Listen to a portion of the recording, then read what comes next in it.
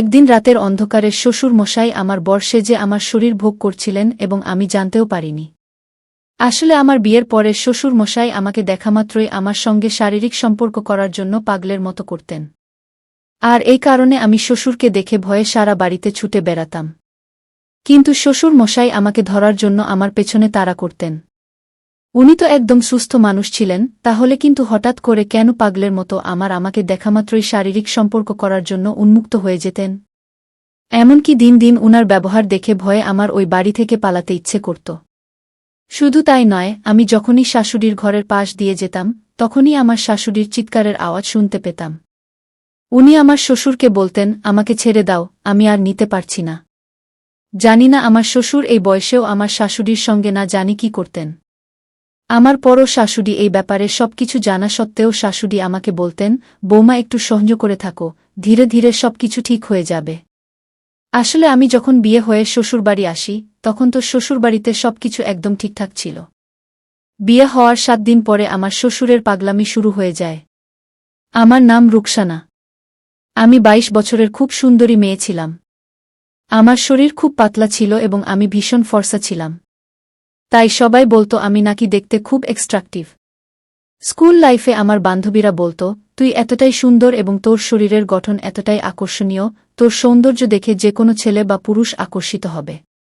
এবং এই কথাটা আমি নিজেও জানতাম।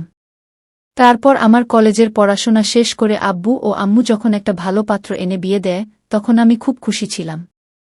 কারণ নিকাহ হওয়ার পরে আমি ভেবেছিলাম শ্বশুরবাড়িতে আমাকে খুব বেশি কাজ করতে হবে না। কারণ আমার শ্বশুরবাড়িতে দেওর বা ভাসুর কেউ ছিল না। আমার 3টে ননদ ছিল, তাদের সবার বিয়ে হয়ে গেছিল। আমার বর ওই বাড়ির একমাত্র পুত্র সন্তান ছিল। এমন নয় যে কলেজ লাইফে কোন ছেলে আমাকে প্রপোজ করেনি। আমাকে অনেক ছেলে লাভ লেটার দিয়েছিল, কিন্তু আমি ওইসবে খুব একটা গুরুত্ব দিতাম না। কারণ আমার বাবা মা একটা শিক্ষা দিয়েছিল যে একটা খোলা মিষ্টিতে সবসময় মশামাছি ও যত রকম পোকামাকড় সবকিছু বসে, কিন্তু একটা ঢাকা মিষ্টিতে মশামাছি বা পোকামাকড় কিছু বসতে পারে না। তাই ঢাকা মিষ্টিটার মূল্য বেশি থাকে ওই খোলা মিষ্টির তুলনা। তাই কোনো ছেলে বা পুরুষের সঙ্গে প্রেম করা বা ছেলে বন্ধু করা ও এসবে গুরুত্ব দিতাম না। তারপর বিয়ে হয়ে আমি যখন শ্বশুরবাড়িতে এলাম তখন আমার বর তো আমার খুব তারিফ করত। এমনকি বর আমাকে এতটাই ভালোবাসত এবং এতটাই পছন্দ করত যে প্রত্যেক দিন ভালোবেসে আমার জন্য কিছু না কিছু নিয়ে আসত। আমার বরের অনেক বট কাপড়ের দোকান ছিল, সেখানে 4-5 জন কর্মচারীও ছিল। আমার বরের দোকান অনেক বড় ছিল এবং সেখানকার দেখাশোনা, টাকাপয়সা হিসেবপাতি আমার বরকে করতে হতো। তাই আমার বর সকাল থেকে রাত পর্যন্ত দোকানে থাকত, তার মাঝে 2-1 বার বাড়ি আসত এবং আমার সঙ্গে দেখাও করে যেত। বিয়ের 7 দিন পরেই আমার শ্বশুরের পাগলামি শুরু হয়ে যায়। বিয়ের পরে তো আমি উনার প্রতি খুব একটা গুরুত্ব দিতাম না, কারণ আমি যেহেতু নতুন বুঝিলাম, তাই শ্বশুর শাশুড়ির সঙ্গে প্রয়োজনের বেশি কথা বলতাম না। কারণ একটা নতুন জায়গায় গিয়ে আলগা মানুষের সঙ্গে খাপ খাওয়াতে প্রত্যেকটা মেয়ের সময় লাগে এবং আমার ক্ষেত্রেও সেটাই হয়েছিল। আর এমনিতেও শ্বশুরের সঙ্গে বেশি কথা বলতে আমার একটু লজ্জা লাগত। কিন্তু জানি না কেন শ্বশুরবাড়িতে 7 দিন কেটে যাওয়ার পরে আমার মনে হতো শ্বশুর মশাই যেন আমার দিকেই সবসময় তাকিয়ে থাকেন। পরে ভেবেছিলাম আমি হয়তো একটু বেশি ভাবছি, তারপর আমি আর ওই ব্যাপারে খুব বেশি গুরুত্ব দিতাম না। তারপর একদিন শাশুড়ি মা বললেন, বৌমা তুমি তরকারিটা কেটে দাও, তাহলে আমার রান্না করতে সুবিধা হবে। আসলে বিয়ের পরে আমার উপরে যাতে কাজের চাপ না হয় তার জন্য শাশুড়ি আমাকে রান্নাবান্নার দায়িত্ব তখনও দেননি। শাশুড়ি বলেছিলেন, তুমি যখন পুরাতন হবে তখন নিজে থেকে সবকিছু শিখে যাবে, কিন্তু এখন তুমি নতুন বউ, তাই তোমার উপরে খুব বেশি কাজের ভার আমি দিব না। আমারও 3টে মেয়ে আছে, তাই আমি তোমার মনের ভাবটা বুঝি। কি শাশুড়ি আমাকে যথেষ্ট ভালোবাসতেন, আমার কিছু বলার আগেই উনি আমার মনের কথাগুলো বুঝতে পারতেন। তাই এই বাড়িতে আমি শাশুড়িকে খুব বিশ্বাস করতাম ও ভালোবাসতাম। সেই দিন শাশুড়ি মায়ের কথা অনুযায়ী আমি যখন রান্নাঘরের বাইরে বারান্দায় বসে দুপুরের খাবারের জন্য তরকারি কাটছিলাম, তখন শ্বশুরের আজব কাণ্ড দেখে আমি খুবই আশ্চর্য হয়েছিলাম। কারণ তখন আমার শ্বশুর আমার সামনে রাখা টেবিলের কাছে এসে প্রথমে দাঁড়ালেন, তারপর আমার দিকে এক দৃষ্টিতে তাকিয়েছিলেন। এমনকি আমি যখন উনার চোখের দিকে তাকিয়েছিলাম তখন আমি বুঝতে পেরেছিলাম ওনার দৃষ্টি আমার বুকের উপরে ছিল। আমি তাড়াতাড়ি লজ্জা পেয়ে নিজের মাথাটাকে ঝুঁকিয়ে নিয়েছিলাম। তারপর আমি যখন আড়াল চোখে ওনার দিকে দেখলাম তখন উনি আমার দিকে তাকিয়ে একটা বোতল থেকে গ্লাসে জল ঢালছিলেন এবং সেই গ্লাসের জল আবার বোতলে ঢালছিলেন। এবং এইরকমভাবে উনি বারবার করছিলেন। তারপর আমার শাশুড়ি যখন রান্নাঘর থেকে বেরিয়ে এলেন, তখন উনি আমার শাশুড়িকে দেখে তাড়াতাড়ি ঘরের ভিতরে চলে গেলেন। তারপর সেই দিন রাত্রিবেলায় যখন বর দোকান থেকে বাড়ি ফিরে আসে, তখন ভেবেছিলাম বরের সঙ্গে অনেক সময় কাটাব। কিন্তু সেই দিন বর অনেক বেশি ক্লান্ত ছিল, তাই আমাকে সময় দিতে না পারায় সে খাওয়া-দাওয়া করে তাড়াতাড়ি শুয়ে পড়েছিল। কিন্তু আমার ঘুম আসছিল না, তাই ভেবেছিলাম আমাদের রুমের বাইরে যে বারান্দাটা আছে, সেই বারান্দায় কিছুক্ষণ বসে থাকলে ভালো লাগবে। তাই আমি চুপচাপ আমাদের রুমের বাইরে যে বড় বারান্দাটা ছিল, সেইখানে একটু পায়চারি করতে রুমের বাইরে বেরিয়েছিলাম। তারপর যখন আস্তে করে ঘরের দরজা খুলে বাইরের বারান্দায় গেলাম, তখন মনে হলো আমার শাশুড়ির রুম থেকে যেন কিছু আওয়াজ আসছে। আমি যখন আস্তে করে শাশুড়ির রুমের দিকে গেলাম, তখন শাশুড়ির গলার আওয়াজ পেয়েছিলাম। উনি রুমের ভেতরে শ্বশুর মশাইকে বলছিলেন যে আমাকে ছেড়ে দাও, এই বয়সে আমি আর সহ্য করতে পারছি না, আমার খুব কষ্ট হচ্ছে, আমি আর পারছি না। কি শাশুড়ির গলার আওয়াজ পেয়ে আমার পুরো শরীর কেঁপে উঠেছিল। তাদের আওয়াজ শুনে আমি আন্দাজ করতে পেরেছিলাম যে আমার শ্বশুর শাশুড়ি ঘরের ভিতরে দরজা লাগিয়ে কি করছিলেন। আমি তখন মনে মনে ভাবছিলাম, আমার শ্বশুর এই বয়সেও কিভাবে এত রসে থাকতে পারেন। আর ওদিকে আমার বর বেশিরভাগ দিন ক্লান্ত হয়ে শুয়ে পড়ত। আমার যেহেতু নতুন নতুন বিয়ে হয়েছিল, তাই আমিও চাইতাম বরের কাছে যেতে ও তার ভালোবাসা পেতে। ওদিকে শাশুড়ি ঘর থেকে এরকম আওয়াজ শুনে বরের কাছে যাওয়ার চাহিদা আমার আরও বেশি বেড়ে যেত। এই সময় আমার মনে পড়ে যে শাশুড়ি কিন্তু প্রত্যেক দিন রাতে আমার শ্বশুরের জন্য এক গ্লাস দুধ নিয়ে যায় এবং শাশুড়ি ওই দুধের মধ্যে কিছু একটা মেশাত। তখনই আমার সন্দেহ হয় যে নিশ্চয়ই আমার শ্বশুর নিজের মর্দানা শক্তি বজায় রাখার জন্য দুধের সঙ্গে কিছু মিশিয়ে খান, যার জন্যই তো উনার এত বয়স হওয়া সত্ত্বেও আমার শাশুড়ির সঙ্গে সম্পর্ক করতেন। তারপর শ্বশুর ও শাশুড়ির ওই রকম আওয়াজ পেয়ে আমি যখন আবার চুপচাপ নিজের ঘরে গিয়ে ফিরে গেলাম, তখন আমার বর আমাকে ঘরের ভেতরে ঢুকতে দেখে বলেছিল, তুমি এক রাতে ঘরের বাইরে কি করছিলে? তুমি এখনো ঘুমাওনি কেন? ঘরের ভেতরে ঢোকা মাত্রই বরের গলার আওয়াজ পেয়ে আমি রীতিমত ভয় পেয়ে গিয়েছিলাম, কারণ আমি জানতাম যে সে বাইরে যাওয়ার পরে বরের ঘুম ভেঙে গিয়েছিল। আমি যখন ঘাবড়ে গিয়ে বরকে বলছিলাম যে আমার ঘুম আসছিল না, তাই বাইরে পায়চারি করছিলাম, বর তখন আমাকে বলল, তুমি আমাকে মিথ্যে কথা বলছ, কারণ আমি দেখেছি তুমি আমার বাবা মায়ের ঘরের দরজার কান লাগিয়ে তাদের কথা শোনার চেষ্টা করছিলে। তোমার বাবা মা কি তোমাকে এরকম শিক্ষা দিয়েছেন? তুমি কি তোমার বাবা মায়ের সঙ্গেও এরকম করতে? তুমি আর কোনোদিন রাত্রিবেলা এই ঘর থেকে বাইরে বেরোবে না। তোমার ঘুম না আসলে এই ঘরের ভেতরে পায়চারি করবে, কারণ আমি চাই না তোমার জন্য আমার বাবা মায়ের মাঝখানে বিবাদের সৃষ্টি হয়। আর তুমি আমার বাবা মায়ের মাঝখানে একদম পড়তে যাবে না গি। বরের কথা শুনে ভয়ে আমি মাথা নাড়িয়ে হ্যাঁ বলেছিলাম। আমি আর লজ্জায় বরকে এই ব্যাপারে কিছু বলিনি যে তার বাবা মায়ের থেকে অন্যরকম আওয়াজ পেয়েছিলাম। কিন্তু সেই দিন আমি মনে মনে ভেবে নিয়েছিলাম যে আমি এটা দেখবই যে আমার শাশুড়ি প্রত্যেক দিন রাতে এক গ্লাস দুধের মধ্যে কি মিশিয়ে খাওয়ান। তারপরের দিন রাত্রিবেলা যখন শাশুড়ি আমার শ্বশুরের জন্য গ্লাসে দুধ ঢালছিলেন, তখন আমি চালাকি করে রান্নাঘরে এটা দেখার জন্য দাঁড়িয়েছিলাম যে আমার শাশুড়ি ওই দুধের মধ্যে কি মিশিয়ে দেন, যেটা খেয়ে আমার শ্বশুরের মর্দানা শক্তি 4 গুণ বেশি হয়ে যায়। কিন্তু যখন বুঝতে পেরেছিল যে আমি এটা দেখার জন্যই দাঁড়িয়ে আছি যে উনি দুধের মধ্যে কি মেশান, তখন উনি আমাকে রান্নাঘরে দাঁড়িয়ে থাকতে দেখে বললেন, বৌমা তোমার কি কিছু লাগবে? আমি তখন শাশুড়ি মাকে বললাম, না আমার কিছু লাগবে না। কি শাশুড়ি মা তখন বললেন, তাহলে তুমি এখন নিজের ঘরে যেতে পারো। উনি চালাকি করে আমার সামনে দুধের সেই জিনিসটা মিশাননি, যেটা খেয়ে আমার শ্বশুরের মর্দানা শক্তি বেড়ে যায়। আমি তখন বুঝে গিয়েছিলাম শাশুড়ি আমার সঙ্গে চালাকি করছেন। আমি তো ভেবেছিলাম শাশুড়ি যে ওষুধটা আমার শ্বশুরকে দুধের সঙ্গে মিশিয়ে দেন, সেই ওষুধটাই আমি নিজের বরকে দিব, যাতে আমার শ্বশুরের মতোই তারও শারীরিক চাহিদা বেড়ে যায় এবং বর যাতে আমাকে অনেক ভালোবাসা দেয়। তারপরের দিন আমার সঙ্গে যা হয়েছিল সেটা শুনে আপনারও চমকে উঠবেন। আসলে সেই দিন আমি নিজের ঘরের দরজাটা ঠেকিয়ে যখন শাড়িটা পরছিলাম, তখন আমি ছায়া ও ব্লাউজ পরে দাঁড়িয়েছিলাম। তারপর শাড়িটা পরতে যাব, ঠিক ওই সময় আমার শ্বশুর হঠাৎ করে রুমের দরজা খুলে আমাকে জড়িয়ে ধরেছিলেন। উনি যখন আমাকে পেছন দিক থেকে জড়িয়ে ধরেছিলেন, তখন আমি রীতিমত ভয় পেয়ে গেছিলাম, কারণ উনি এটা কিভাবে করতে পারলেন, আমি তো স্বপ্নেও ভাবতে পারিনি যে উনি আমার সঙ্গে এরকম করবেন। আমি দরজার লকটা লাগাইনি, কিন্তু দরজাটা ভালো করে ঠেকানো ছিল, তারপরেও উনি দরজাটা খুলে আমাকে ধরে চেপে জড়িয়ে ধরেছিলেন। তাড়াতাড়ি করে কোনোরকমভাবে খুব কষ্ট করে নিজেকে ওনার হাত থেকে ছাড়িয়েছিলাম। তখন ওনাকে অনেক জোরে ধাক্কা দিয়ে পেছন দিক থেকে সরিয়ে কোনো রকমভাবে কাপড়টা নিজের গায়ে জড়িয়ে বলেছিলাম, আপনি এটা কি করছেন? ওই সময় শ্বশুরের মুখে বিকৃতি দেখে আমি অনেক বেশি ভয় পেয়ে শাশুড়ি মাকে ডাকতে শুরু করেছিলাম, কারণ আমার শ্বশুর পাগলের মতো হাসছিলেন এবং নিজের হাত দুটোকে আমার বুকের দিকে বাড়িয়ে দিয়ে বারবার বলছিলেন, ধরব আমি ধরব গো।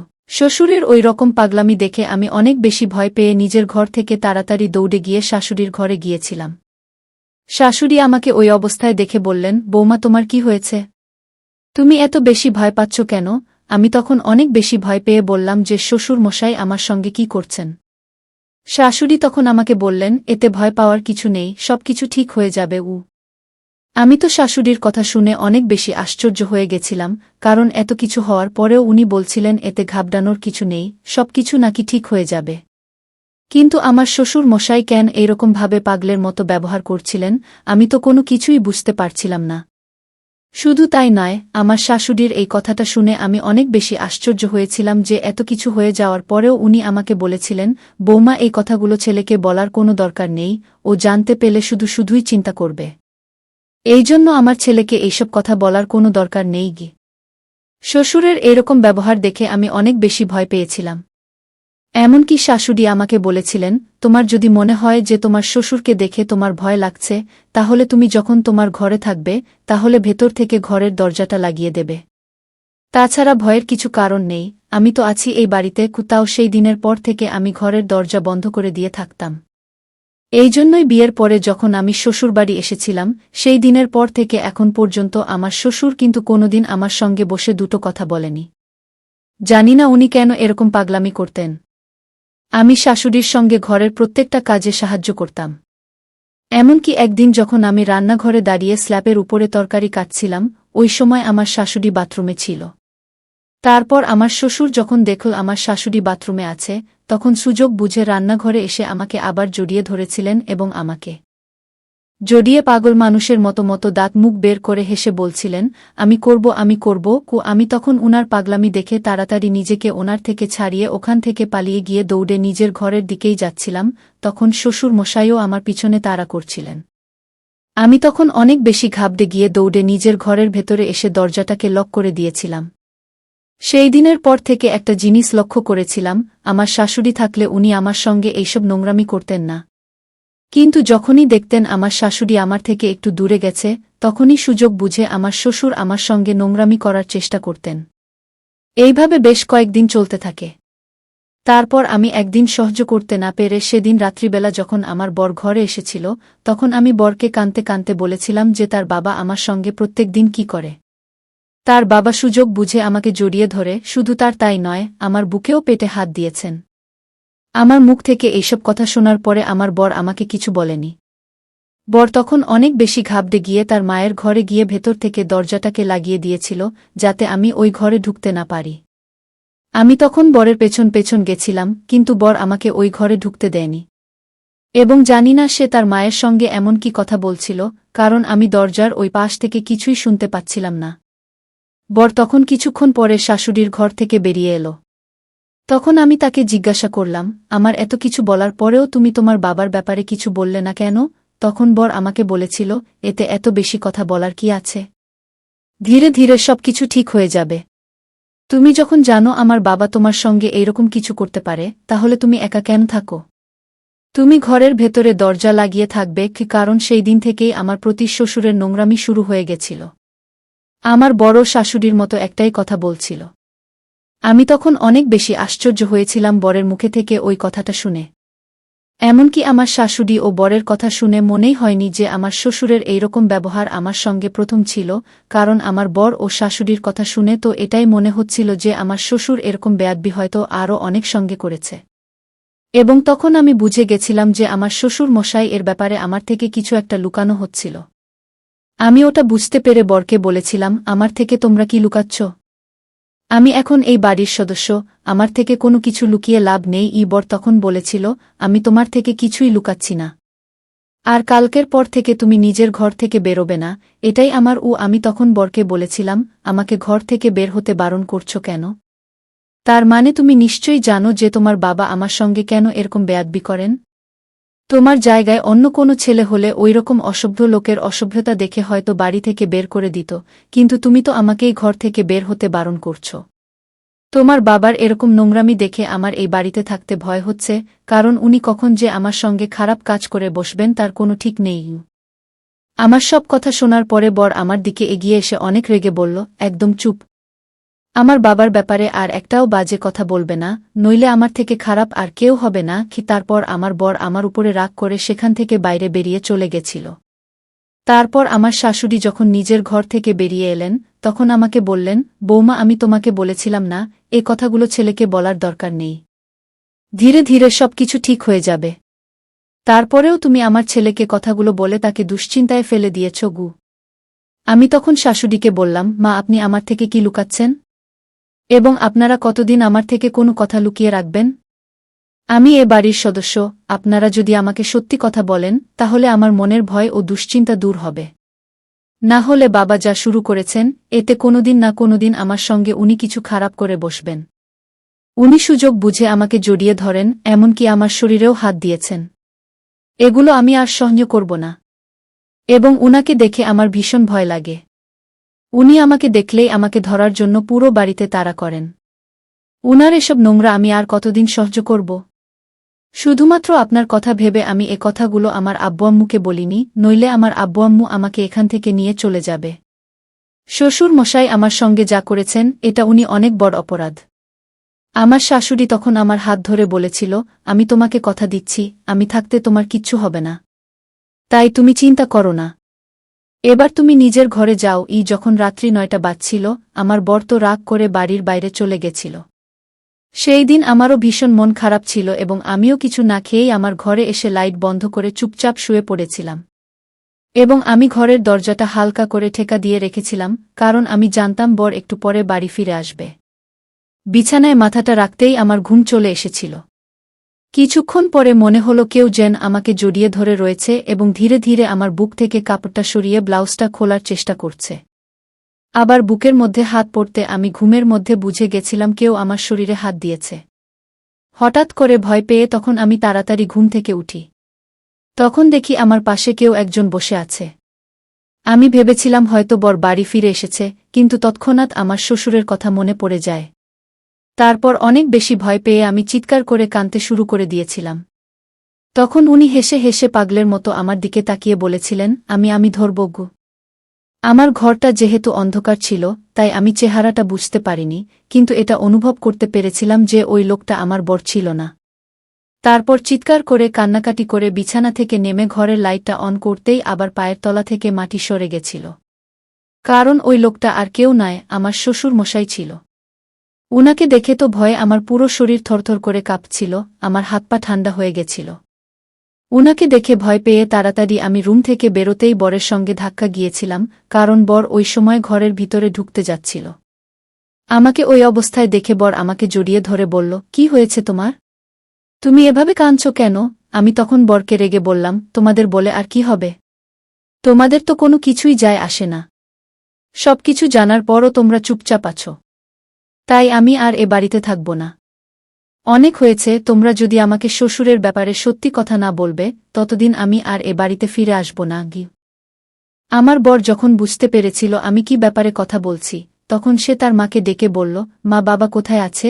আমার শাশুড়ি তখন বলল, তোর বাবা তো ঘরে শুয়েছিল।